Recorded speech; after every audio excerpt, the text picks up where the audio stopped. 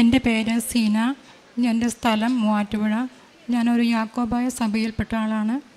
ഞാനിവിടെ ആദ്യമായിട്ട് ഉടമ്പടി എടുക്കുന്നത് 2022 ഓഗസ്റ്റ് 26-ാം തീയതിയാണ്. കുടുംബത്തിൽ ഒരു സമാധാനം ഉണ്ടായിരുന്നില്ല, എപ്പോഴും കലഹമായിരുന്നു, പ്രാർത്ഥനയൊന്നും ഇല്ലായിരുന്നില്ല. അപ്പോൾ ഒരു 15 വർഷത്തോളമായിട്ട് കുടുംബത്തിൽ കലഹവും സമാധാനമില്ലാത്തൊരു അവസ്ഥയിലായിരുന്നു. അപ്പോൾ ഇവിടെ വന്ന് ഉടമ്പടി എടുത്തു. പ്രത്യക്ഷ പ്രാർത്ഥന രാവിലത്തെ പ്രത്യക്ഷ പ്രാർത്ഥന ചൊല്ലി തുടങ്ങി, വൈകുന്നേരവും ചൊല്ലി തുടങ്ങി, ബൈബിൾ വായന തുടങ്ങിയതോടുകൂടി ആ ഒരു കലഹത്തിൻ്റെ ഒരു മേഖലയിൽ നിന്ന് പൂർണ്ണമായിട്ട് വിടുതൽ കിട്ടി. എനിക്ക് ക്ഷമിക്കാനുള്ളൊരു ഇത് എനിക്ക് ദൈവം തന്നു. പിന്നെ എൻ്റെ 15 വർഷത്തോളമായിട്ട് ഞാൻ കല്യാണത്തിന് മുമ്പ് എല്ലാ ദിവസവും പള്ളിയിൽ പോവുകയും പ്രാർത്ഥിക്കുകയും കുർബാന സ്വീകരിക്കുകയൊക്കെ ചെയ്തുകൊണ്ടിരുന്നായിരുന്നു. പക്ഷേ കല്യാണത്തിന് ശേഷം ഈ കുടുംബകലഹം കൊണ്ട് എനിക്കൊരു പള്ളിയിൽ പോകണമെന്നുള്ള ആഗ്രഹമോ അങ്ങനെ ഒന്നും ഇല്ലാണ്ടായിരുന്നു. അത് എനിക്ക് വീണ്ടും തിരിച്ച് കിട്ടി. എല്ലാ ഞായറാഴ്ചയും പള്ളിയിൽ പോകാനും കുർബാന സ്വീകരിക്കാനും കുമ്പസാരിക്കാനും അതുപോലെ തന്നെ കാര്യങ്ങളുടെ പ്രവൃത്തി ചെയ്യാനുള്ള ഒരു കൃപ ദൈവം തന്നു. അത് അച്ഛൻ്റെ എല്ലാ ആഴ്ചയിലും ധ്യാനം കൂടുന്ന വഴി എനിക്കത് ലഭിച്ചു. പിന്നെ പറയാനുള്ളത് മകൾക്ക് വേണ്ടിയാണ്. എൻ്റെ മകൾക്ക് എൻ്റെ അമ്മച്ചി ഒരു കൊറോണ വന്ന് പെട്ടെന്ന് മരിക്കാനുള്ളൊരു സാഹചര്യത്തിൽ എൻ്റെ അമ്മച്ചിയോട് പെട്ടെന്ന് നല്ലൊരു അറ്റാച്ച്മെൻ്റ് ആയിരുന്നു എൻ്റെ മകൾക്ക്. അപ്പോൾ അത് പെട്ടെന്നുണ്ടായ ഒരു അവസ്ഥയിൽ അവൾക്കൊരു സങ്കടം വരുന്നതോടുകൂടി അതൊരു ഭയമായി മാറിയായിരുന്നു. ആ ഭയത്തിൻ്റെ ഒരു അവസ്ഥയിൽ നിന്ന് അവൾക്ക് വേണ്ടിയിട്ട് പെട്ടെന്നുണ്ടായ ഭയം ഉണ്ടായപ്പോൾ ഞാൻ അത് കാശുരൂപം വെച്ച് പ്രാർത്ഥിച്ചു. അത് തൈലം പുരട്ടി പ്രാർത്ഥിച്ചു. കാശുരൂപം അവൾക്ക് തലയിൽ വെച്ചിട്ടും നെറ്റിയിൽ കുരിശ് വെച്ച് കയ്യിൽ കുരിശ് വെച്ച് അങ്ങനെ ദിവസം പ്രാർത്ഥിച്ചു തുടങ്ങി. ആ പ്രാർത്ഥനയിലൂടെ അവൾക്ക് ആ ഭയം ഇതുവരെ അങ്ങനെയൊരു ഭയം ഉണ്ടായിട്ടില്ല. പിന്നെ രാവിലെ അവളോട് ഏൽപ്പിച്ച് അവളെ കൊണ്ട് പ്രത്യക്ഷ പ്രാർത്ഥന അവളെ കൂടുതൽ എന്നെ കൊണ്ട് ചൊല്ലിപ്പിച്ചു തുടങ്ങി. ഇപ്പോൾ അവളെ തന്നെ വൈകുന്നേരങ്ങളിൽ പ്രത്യക്ഷ പ്രാർത്ഥന ചൊല്ലും. അങ്ങനെ അവളുടെ ആ ഭയത്തിൻ്റെ മേഖല അവളിൽ നിന്ന് പൂർണ്ണമായിട്ട് ദൈവം മാറ്റി തന്നു. അതുപോലെ തന്നെ 10ാം ക്ലാസ്സിൽ അവൾക്ക് പരീക്ഷയിൽ മാത്സിന് എന്നും അവർക്ക് മാർക്ക് കുറവായിരുന്നു. ഇപ്പോൾ ഞാൻ ഉടമ്പടിയിൽ വെച്ചായിരുന്നു അവൾക്ക് ഫുൾ നല്ല മാർക്ക് കിട്ടണമെന്ന്. പക്ഷേ ഫുൾ A+ കിട്ടി. മാതാവ് അവൾക്ക് അനുഗ്രഹം നൽകി. പിന്നെ എൻ്റെ സഹോദരന് വേണ്ടിയിട്ടാണ് അതവൻ പറഞ്ഞത്. എൻ്റെ പേര് എൽദോസ്. ഞാൻ കഴിഞ്ഞ 21 വർഷമായിട്ട് കുവൈറ്റിൽ ജോലി ചെയ്യുമായിരുന്നു. അതിൽ വലിയ കുഴപ്പമില്ലാതെ ജോലി ചെയ്ത് പോരുകയായിരുന്നു. കഴിഞ്ഞ 6 വർഷമായിട്ട് എനിക്കെന്തോ തടസ്സങ്ങളും, നാട്ടിൽ പോകാൻ പറ്റുന്നില്ല, സാമ്പത്തികമായിട്ടും ജോലി 2 മാസം ഉണ്ടാവും, 2 മാസം ഉണ്ടാവില്ല, അങ്ങനെ ഒരു പ്രതിസന്ധിയിൽ പോവുകയായിരുന്നു. കഴിഞ്ഞ 2023 നവംബർ മാസം എനിക്കൊരു നല്ലൊരു ജോലി കിട്ടി. അതിൽ നല്ലൊരു പൊസിഷനോടെ എനിക്ക് ജോലി കിട്ടിയത്. അത് പക്ഷേ കുറച്ച് 4 മാസം നീണ്ടുന്നുള്ളൂ. ആ കമ്പനി വീണ്ടും അത് അടച്ചു ക്ലോസ് ചെയ്ത് പോയി. അപ്പോൾ ഫെബ്രുവരിയിൽ ക്ലോസ് ചെയ്ത് പോയി. പിന്നെ ഞാൻ ജോലിയില്ലാതെ 2 മാസം നിന്നു. പിന്നെ അങ്ങനെ ഞാൻ അവരോട് കോൺടാക്ട് ചെയ്ത് എനിക്ക് റിലീസ് ആട്ടെ, എൻ്റെ പാസ്പോർട്ട് താട്ടെ എന്നൊക്കെ. പക്ഷേ അവരെ തരാൻ കൂട്ടാക്കിയില്ല. ഞാൻ അങ്ങനെ വീണ്ടും എൻ്റെ സാമ്പത്തിക കൂട്ട് വന്നപ്പോൾ പുറത്ത് പോയി ചെറിയ ജോലികൾ ചെയ്തിരുന്നു. ഡിസംബർ മാസം എൻ്റെ വിസ തീരുന്നൊരു ഡേറ്റ് ആവാറായിരുന്നു. അപ്പോൾ ഞാൻ വീട്ടിൽ വിളിച്ച് പറഞ്ഞു, ഇങ്ങനെ പ്രശ്നങ്ങളാണ്, എനിക്ക് നാട്ടിൽ പോരാൻ പറ്റുന്നില്ല, എൻ്റെ പാസ്പോർട്ട് തരുന്നില്ല, കമ്പനി ഇങ്ങനെ ഭയങ്കര പ്രശ്നത്തിലാണെന്ന് പറഞ്ഞു. അപ്പോൾ ഇവിടെ നിന്ന് വന്നപ്പോൾ എൻ്റെ കൂട്ടുകാരൻ നാട്ടിലുണ്ടായിരുന്നവൻ വന്നപ്പോൾ എനിക്ക് കുറച്ച് പ്രതിഷ്ഠത്തിൻ്റെ ഒരു പേപ്പർ, അതുപോലെ തന്നെ ഉപ്പ്, തൈലം ഇത് തന്നിട്ടു. ഞാനത് പ്രാർത്ഥിക്കാൻ തുടങ്ങി. അപ്പോൾ പ്രാർത്ഥിച്ച് കുറച്ചാൾ കഴിഞ്ഞപ്പോൾ എനിക്കെന്തോ ഒരു പ്രത്യേക ഒരു ധൈര്യം കിട്ടി. പിന്നെ ഞാൻ അങ്ങനെ ഇവിടെ വിളിച്ച് പറഞ്ഞു എനിക്കിനി കുഴപ്പമില്ല, വേറെ പ്രശ്നമൊന്നുമില്ല, എനിക്ക് പോരാന്നുള്ള ധൈര്യം കിട്ടി തുടങ്ങിയെന്ന് പറഞ്ഞു. അപ്പോൾ പറഞ്ഞ് പള്ളിയിൽ പോകണം എന്നൊക്കെ പറഞ്ഞു. അപ്പോൾ ഇവിടുത്തെ പ്രത്യക്ഷപ്രകാരം നിന്ന് ഡെയിലി രാവിലെയും വൈകിട്ടും ചൊല്ലാൻ പറഞ്ഞു. അങ്ങനെ ഞാനതൊക്കെ എല്ലാ ദിവസവും ചൊല്ലുമായിരുന്നു, രാവിലെയും വൈകിട്ടും. ഞാൻ പള്ളിയിൽ പോയി എന്നും കുമ്പസാരിച്ചു. ഡെയിലി പള്ളിയിൽ പോയി കുർബാനയ്ക്ക് മേടിക്കാനൊക്കെ തുടങ്ങി. അങ്ങനെ എനിക്ക് നല്ലൊരു ധൈര്യം കിട്ടി. അങ്ങനെ ഞാൻ 1 മാസക്കാലം റൂമിലിരുന്നു. അത് കഴിഞ്ഞിട്ട് ജനുവരി ഒരു 10ാം തീയതിയൊക്കെ ആയപ്പോഴത്തേക്കും ഞാൻ വെറുതെ പുറത്ത് പോയിട്ട് എൻ്റെ ഫ്രണ്ടിൽ നിന്ന് കുറച്ച് ക്യാഷ് മേടിക്കാൻ പോയതാണ്. അപ്പോൾ ആ സമയത്ത് അവിടുത്തെ സ്ക്വാഡ് തന്നെ എന്നെ പിടിച്ചു.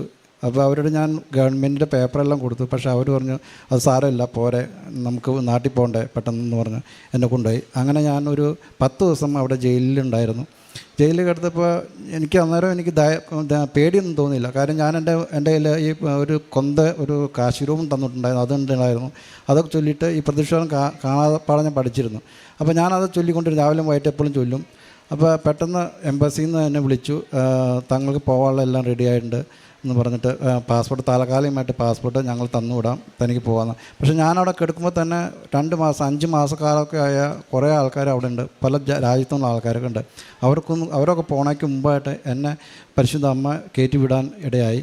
ഇതെല്ലാം ഞാൻ കഴിഞ്ഞ മാസമാണ് ഇവിടെ വന്നത്. ഇവിടെ വന്നിട്ട് ഫെബ്രുവരി ഞാൻ നാട്ടിൽ വന്ന് ഇവിടെ വന്ന് ഉടുമ്പടിയിലാണ് ഇപ്പോൾ ഞാൻ ഉടുമ്പടി എടുത്ത് ജീവിക്കുകയാണ്. ഇതെല്ലാം പരിശുദ്ധ അമ്മയുടെ അനുഗ്രഹമാണെന്ന് ഞാൻ പൂർണ്ണ വിശ്വസിച്ചുകൊണ്ട് 1000 കോടി നന്ദി പറയും.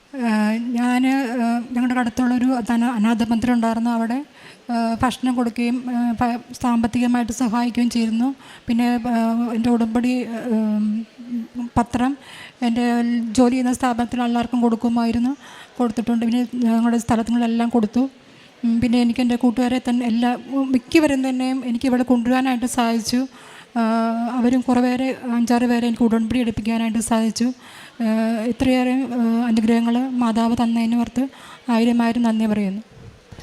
സങ്കീർത്തനങ്ങൾ 18:35 മുതലുള്ള തിരുവചനങ്ങളിൽ അങ്ങ് എനിക്ക് രക്ഷയുടെ പരിച നൽകി, അവിടുത്തെ വലത്ത് കൈ എന്നെ താങ്ങി നിർത്തി, അവിടുത്തെ വാത്സല്യം എന്നെ വലിയവനാക്കി. സീന സാജു തൻ്റെ മകളും സഹോദരനുമൊക്കെ ആയിട്ട് താൻ എടുത്ത ഉടമ്പടിയുടെ നിയോഗങ്ങൾ പരിശുദ്ധ അമ്മയുടെ മധ്യസ്ഥതയിലൂടെ തനിക്ക് ലഭിച്ചതിന് നന്ദിയായി ഇവിടെ വന്ന് ദൈവത്തെ മഹത്വപ്പെടുത്തുകയാണ്. താനിവിടെ വരുമ്പോൾ 13 വർഷമായിട്ട് കുടുംബ കലഹം, അതുമൂലം ഏകദേശം 13 വർഷമായി തൻ്റെ തന്നെ ആത്മീയ ജീവിതം ശോഷിച്ചു പോയിരുന്നു. കുർബാനയോ കുംഭസാരമോ ഒന്നുമില്ല, തങ്ങളുടെ സഭയുടെ കാര്യങ്ങളനുസരിച്ചുള്ള യാതൊന്നുമില്ലാത്ത കൂദാശ ജീവിതത്തിനൊന്നും അധികം താല്പര്യപ്പെടാതെ ഈ മകളും കടന്നുപോയ വർഷങ്ങൾ. ഉടമ്പടി എടുത്തതിന് ശേഷം അതിനൊക്കെ മാറ്റം വന്നു. തനിക്ക് ആത്മീയമായിട്ടും അതുപോലെ തൻ്റെ സ്വഭാവത്തിലുമൊക്കെ മാറ്റം വന്നു. ഉടമ്പടി തന്നെ അങ്ങനെ മറ്റൊരു വ്യക്തിയാക്കി മാറ്റുന്നു. അതുകൊണ്ട് തന്നെയാണ് അങ്ങ് എനിക്ക് രക്ഷയുടെ പരിച നൽകി, അവിടുത്തെ വലങ്കൈ എന്നെ താങ്ങി നിർത്തി. സങ്കീർത്തകൻ പറയുന്നുണ്ട്. ഈ ഒരു താങ്ങി നിർത്തൽ ഇത് ഉടമ്പടിയുടെ മാത്രം സ്വന്തമാണ്. അതിനു മുൻപും നമുക്ക് ഈ മകൾക്ക് ദൈവത്തെ അറിയാം, ദൈവത്തോട് സ്നേഹമില്ലാതെയോ ഒന്നുമായിട്ടല്ല. എന്നാൽ താൻ ഉടമ്പടിയിലേക്ക് വന്നപ്പോൾ തനിക്ക് തന്നെ പുതിയ ഒരു വ്യക്തിത്വം തന്നിൽ തന്നെ രൂപപ്പെടുകയാണ്. അതിന് ഉടമ്പടി നമുക്കൊരു പാത തെളിച്ചു തരികയാണ്. ദൈവവുമായിട്ട് അകന്നു നിന്ന ആ നാളുകളെ വീണ്ടും കണ്ണി ചേർത്ത് ഇണക്കുകയാണ് ഉടമ്പടി ചെയ്യുക. അങ്ങനെ തനിക്ക് കുടുംബത്തിൽ സമാധാനമായി, തൻ്റെ ആത്മീയ ജീവിതത്തിന് ഉണർവ് കിട്ടി. പിന്നീട് അത് വിശുദ്ധ ബഹുമാനപ്പെട്ട VP ജോസഫ് അച്ഛൻ്റെ ഉടമ്പടി ധ്യാനങ്ങളിലൂടെയൊക്കെ തനിക്കും കുടുംബത്തിനും കിട്ടിയ കൃപകളായിട്ടാണ് ഈ മകൾ ഇവിടെ പങ്കുവയ്ക്കുക. അതുപോലെ തന്നെ തൻ്റെ മകളുടെ ഭയം കാരണമായിട്ട് ആ മകൾക്കുണ്ടായ ഭയം, പിന്നീട് പഠനത്തിൽ വന്ന ഉയർച്ച, ഇതൊക്കെ തൻ്റെ ഉടമ്പടി നിയോഗങ്ങളിലൂടെ തനിക്ക് ലഭിച്ചു. വീണ്ടും സഹോദരൻ്റെ സാക്ഷ്യമാണത്. ആ മകൻ തന്നെ പറഞ്ഞു താൻ എവിടെയായിരുന്നെന്നും തനിക്ക് എങ്ങനെ കുവൈറ്റിൽ ജയിലിൽ പോകേണ്ടി വന്നു. പിന്നീട് തനിക്ക് മുൻപേ പോയവർ, തന്നോടൊത്ത് പോയവരൊക്കെ അവിടെ കഴിയുമ്പോഴും 9 ദിവസം കൊണ്ട് ആ 9ാമത്തെ ദിവസം തനിക്ക് ജയിലിൽ നിന്ന് പുറത്തു വരുവാൻ കഴിഞ്ഞു. എനിക്ക് ഭയം തോന്നിയില്ല. പരിശുദ്ധ അമ്മയുടെ നേർച്ച വസ്തുക്കൾ എൻ്റെ കയ്യിലുണ്ടായിരുന്നു. അത് ഈ സഹോദരി കൊടുത്തു വിട്ടിരുന്നു. ആ നേർച്ച വസ്തുക്കൾ ഉപയോഗിച്ചും അതുപോലെ ജപമാല, വെഞ്ചരിച്ച കാശുരൂപം, ഇതൊക്കെ തൻ്റെ കയ്യിലുണ്ടായിരുന്നത് കൊണ്ട് തനിക്ക് അശേഷം ഭയം തോന്നിയില്ല. അമ്മ എന്നെ ഇവിടെ നിന്ന് കൊണ്ടുപോകും, എനിക്ക് വേണ്ടത് അമ്മ പ്രദാനം ചെയ്യും, ആ ഒരു ചിന്ത. അത് അങ്ങനെ തന്നെ അമ്മ എങ്ങനെയാണ് ഇടപെടുന്നത്. അമ്മയുടെ അടുത്ത് നാം പ്രാർത്ഥിക്കുമ്പോൾ അമ്മ അടങ്ങിയിരിക്കുന്ന ഒരു വ്യക്തി അല്ല എന്നുള്ളത് തന്നെയാണ് നമുക്ക് മനസ്സിലാവുക. അമ്മ എലിസബത്തിനെ ശുശ്രൂഷിക്കുവാനായിട്ട്, തൻ്റെ ഇളയമ്മയായ എലിസബത്തിനെ ശുശ്രൂഷിക്കുവാൻ തിടുക്കത്തിലാണ് മലമ്പ്രദേശത്തോടു കൂടെ യാത്ര ചെയ്യുക. അപ്പോൾ പരിശുദ്ധ അമ്മ ഗർഭിണിയാണ്. ആ അമ്മയാണ് മലമ്പ്രദേശത്തോടു കൂടി തൻ്റെ ഇളയമ്മയെ ശുശ്രൂഷിക്കുവാനായിട്ട് യാത്ര ചെയ്ത് കടന്നു പോകുന്നത്. ഈ തിടുക്കം മറ്റുള്ളവരുടെ കാര്യത്തിലുള്ള ഈ ഒരു സന്നദ്ധത, തിടുക്കം, ഇത് അമ്മയുടെ ജീവിതത്തിൽ താൻ അനുഭവിച്ച ബുദ്ധിമുട്ടുകളൊക്കെയുണ്ട്. ആ അവസരത്തിലും അമ്മ മറ്റുള്ളവരെ ഓർക്കുന്നു. ഇത് തന്നെയാണ് ഇന്നും അമ്മ ചെയ്തുകൊണ്ടിരിക്കുക. തിരുക്കുമാരൻ്റെ അടുത്ത് നാം നിയോഗം വെച്ച് നമ്മുടെ ഉടമ്പടി ജീവിതത്തിലൂടെ നാം പ്രാർത്ഥിക്കുമ്പോൾ ഈശോയെ സ്നേഹിക്കുന്ന മകനാണ്, മകളാണ് എന്ന് അമ്മയ്ക്ക് അറിയുമ്പോൾ അമ്മ അവിടെ ഇടപെടും.